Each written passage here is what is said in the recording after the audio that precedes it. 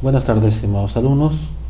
Continuando con nuestras clases semanales, vamos a hablar hoy día sobre el procedimiento de toma de muestras, manejo y envío, ¿no?, de lo que corresponde a un laboratorio, ¿no? Bien, parte del trabajo que realizan los laboratorios consiste en la detección de anticuerpos, antígenos, ácidos nucleicos en diversas muestras, ya sea sueros, líquidos, orina, etc. El aislamiento es la identificación y sensibilidad a los antimicrobianos de los microorganismos causales de la enfermedad. Aplicación de técnicas que resultan útiles en el diagnóstico precoz y vigilancia de enfermedades. Es importante, nosotros ya hemos visto que en la etapa preanalítica es donde se dan mayormente los errores, ¿no?, en la etapa analítica y en la posanalítica. Claro que aquí es el 80% que se realizan más errores, pero también en las tres fases que corresponden a un análisis de una muestra tienen errores, pero hay errores que se pueden subsanar, ¿no? Por ejemplo, si usted toma mal una muestra, ya no pasa la fase analítica ni la posanalítica, ¿no es cierto? Entonces todo tiene que ver con lo que es la parte de preanalítica. Fases para un resultado de laboratorio que sea de buena calidad, ¿no? ¿Qué tenemos acá? Nosotros vemos que el laboratorio tiene que tener una metodología adecuada, ¿no?, donde tiene que ver muchísimo con la parte preanalítica, ¿no? Entonces, si nosotros la parte preanalítica, ¿no?, en el nivel local o en el nivel de toma de muestras, ya sea del Estado o privado, una buena muestra, ¿no?, buen llenado de documentos, ¿no?, y una rapidez, por así decirlo, que llegue a la parte analítica, ¿no?, donde el laboratorio tiene una metodología adecuada, ¿no?, donde la parte postanalítica el laboratorio, ¿no?, tiene una información o tiene una red de información que pueda llegar fácilmente, ¿no?, al usuario, ¿no?, tiene que ver muchísimo con la extensión de resultados, ¿no?, o la expedición de resultados. Entonces miren qué tan importante es la parte preanalítica en la buena toma de muestra, ¿no?, y tener en la fase analítica una buena metodología, ¿no?, y nuestra red ya de distribución de la extensión de los resultados, ¿no? Entonces miren, tener un buen resultado de laboratorio, un fallo en los elementos que intervienen en una prueba lleva a la información no útil, entonces incluida las pérdidas de colorantes, ¿no? Se pierde material, se pierde tiempo. Entonces, si todo ocurre dentro de los procesos o se respetan, ¿no?, las líneas del proceso o el flujograma, entonces no vamos a tener problemas de algún desastre o una pérdida de materiales. Entonces, como vemos en la fase preanalítica, ¿no?, que tenemos que información del paciente, comunicación del laboratorio que viene del médico, ¿no?, indicación del examen, ¿no?, que viene sobre todo del médico, que una vez que entrevista al paciente, ya de acuerdo al análisis clínico, ellos ya solicitan el examen para que uno haga el análisis, ¿no? En la otra fase, que es el paciente, se presenta al laboratorio, ¿no?, en el laboratorio lo van a atender y lo van a orientar adecuadamente, ¿no? Seguidamente, en la revisión de la solicitud de la toma de muestras, ¿no?, en la recepción, ¿qué se va a hacer? Revisión de la muestra y revisión de la solicitud. que tiene que ver muchísimo en la fase preanalítica, ¿no? Entonces, en la fase preanalítica, en las indicaciones del examen, el paciente se presenta al laboratorio, ¿no? Y la revisión de la solicitud de toma de muestras que, por ejemplo, si solicitan orina, no le van a sacar muestra de sangre, pues no. Entonces, hay que tener mucho cuidado en lo que es las indicaciones del tipo de examen que se va a realizar. Entonces, ¿qué también podemos ver sobre el formulario? El formulario no es más que un documento donde van tus datos, tu edad, tu teléfono, tu dirección, nombres y apellidos, ¿no? Sobre todo, si has tenido tú algún evento, ya sea algún malestar, la cual es llenado por el médico para ver si te vas tú por alguna dolencia ya frecuente o que se está presentando recientemente, ¿no? Ya sea fase aguda o fase grave. Entonces el médico llenará acá si es que está el paciente embarazada, si es un niño, si es un adulto, ¿no? Si la zona donde vive es endémica de alguna enfermedad, cuál es la dolencia, el tiempo, qué tipo de dolencias tienen. Entonces todo va marcado en este formulario de solicitud de examen, ¿no? Y al final el médico solicita, ¿no?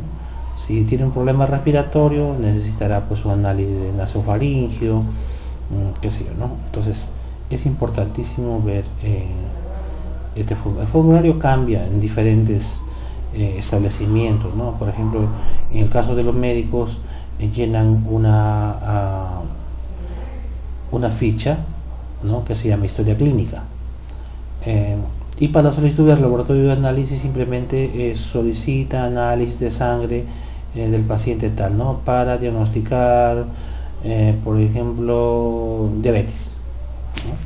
Entonces simplemente cambian los formularios, como le decía, ¿no? Entonces vamos a ver que una muestra mal tomada y o mal enviada puede suponer un fracaso en la detección del agente infeccioso o los analitos que uno quiere corroborar, ¿no? Si es que están en sus niveles óptimos de salud. Si nosotros tenemos una muestra mal tomada o mal enviada, puede generar, ¿no? tratamientos o manejos inadecuados o innecesarios, ¿no? Por ejemplo, supongamos que salga colesterol elevado, triglicéridos elevados, entonces, y le dan un medicamento para bajar los triglicéridos o el colesterol. Entonces estaríamos nosotros, ¿no? dando un tratamiento inadecuado, ¿no? Entonces por eso es importantísimo la toma de muestra que sea adecuada, ¿no? y bien enviada al laboratorio. Para asegurar la idoneidad de las muestras en laboratorio, debe contar con un manual de procedimientos con indicaciones para la toma, manejo y transporte de la muestra, ¿no? Por eso es importantísimo que cada institución tenga un manual de procedimientos. Miren, aquí vemos un esquema para la toma de manejo de envío de muestras, sobre todo para las arbovirosis, ¿no? donde son enviadas a los laboratorios de más alta complejidad, ¿no? Por ejemplo, primero se toma la muestra de sangre, verifica la identidad del paciente, anota la hora de toma de muestras en el formulario, ¿no? de vigilancia, y realiza la venopunción, ¿no? O sea, obtiene la sangre de la vena, ¿no? En el paso 2 vemos que es la preparación del suero, ¿no? Utiliza una centrífuga para eso, ¿no? Para eso ustedes tienen que tener adecuadamente la calibración de la centrífuga a las revoluciones adecuadas, ¿no? Dejar coagular a temperatura ambiente menor de 20 minutos, centrifugar a 3100 revoluciones por minuto por 10 minutos. Entonces el paso 3 vemos la separación del suero, que se hace con se puede hacer con una jeringa o se puede hacer con un gotero, ¿no? O una pipeta tipo Pasteur, ¿no? Donde usted va a identificar los tubos o microtúbulos con la información del paciente, el establecimiento, ¿no? Y separar un mínimo de 1,5 mililitros, ¿no?, de suero o plasma, lo que solicite la muestra, ¿no? Después pasa, sin olvidarse, la cadena de frío, el almacenamiento. Si el envío no se realiza inmediatamente, congelar la muestra de suero entre -10 y -20 grados centígrados. Es importantísimo mantener esta cadena de frío si la muestra no se va a procesar en el momento o va a ser remitida. Por ejemplo, en nuestro caso, yo que trabajo en laboratorio referencial, por ejemplo, obtenemos la muestra, llega la muestra muchas veces a las 2 de la tarde, ¿no? Y el courier lo lleva al Instituto Nacional de Salud cuando algunas muestras no se procesan acá, sale 7 de la noche, 8 de la noche, entonces por lo tanto se mantiene en refrigeración hasta esa hora para ser enviada ya a Lima, ¿no? Entonces igual los establecimientos, por ejemplo, toman la muestra en la mañana y al mediodía están dejándolo ya en laboratorio referencial para nosotros procesar las muestras, ¿no? Y en la tarde, turno de la tarde, el personal procesa las muestras. Entonces no se corta la cadena de frío y la conservación tiene que ser permanente, ¿no? Bueno, en el quinto, ya si la muestra es enviada a otro nivel de laboratorio, se hace un embalaje de la muestra, ¿no? Preparar las muestras utilizadas en triple empaque. ¿Qué quiere decir en triple empaque? Por ejemplo, este es el primer empaque, ¿no? Se pone en el vial, se hace un sellado, ¿no?, con microfilm para que no haya filtración. Después se le puede poner en un tubo más grande de plástico, ¿no?, que vaya este microtúbulo o este tubo de la muestra vaya dentro de otro más grande, ¿no? Y después puede ir una cajita más de plástico, ¿no? Se llama triple empaque, ¿no? Entonces esto se pone en cadena de frío, también en hielo seco o en hielo en escarcha, ¿no?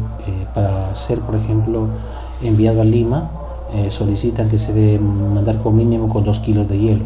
Entonces, por lo tanto, la muestra va en su cadena de frío respectivo, ¿no?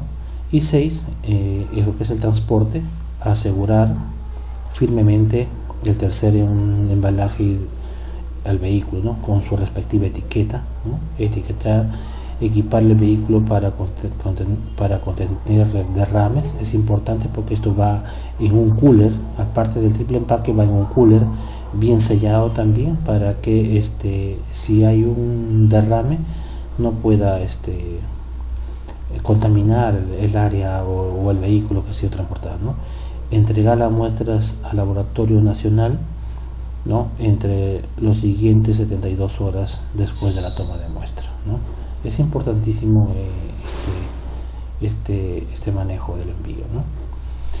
Y el embalaje de las muestras, como les decía, asegurar que el tubo o placa de agar o muestra que contiene el aislamiento, ¿no?, el primer embalaje sobre todo, esté bien cerrado y rotulado con la identificación del paciente, además que no presente derrames en su exterior, ¿no? Es importante esta parte, ¿no? Envolver cada uno de los en papel toalla, colocarlo verticalmente en el embalaje rígido para transporte de muestras en segundo embalaje. Miren, es un frasco de plástico también con tapa, la cual puede ir de esta forma, ¿no? En este envase se debe ser resistente, impermeable y con tapa rosca, ¿no? Tiene que ser siempre con tapa rosca porque los de a presión muchas veces se destapan, ¿no?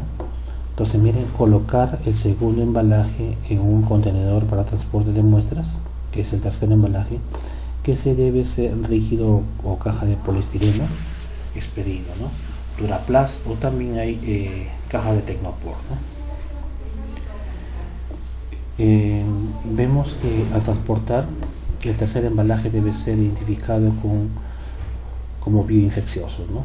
Es importante poner el logotipo que se tiene riesgo a productos biológicos, ¿no? y proceder al envío de las muestras, ¿no?, en el courier. Toda muestra o todas las muestras deben ir acompañadas de su formulario de envío, ¿no? En este caso nosotros la ficha epidemiológica, que es lo que siempre se estipula enviar. En el transporte de las muestras hacia el laboratorio nacional, el establecimiento de salud debe establecer las rutas de transporte, transportar las muestras en forma segura, capacitar a los transportistas, ¿no?, como es el riesgo que están llevando de los productos o de las muestras biológicas. El tercer embalaje debe ser finalmente asegurado en el vehículo, de tal forma que no pueda sufrir algún deterioro.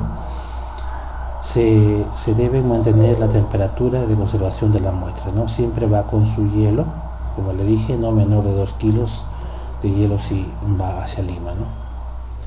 El motivo de rechazo de las muestras, ¿no?, ¿cuáles son?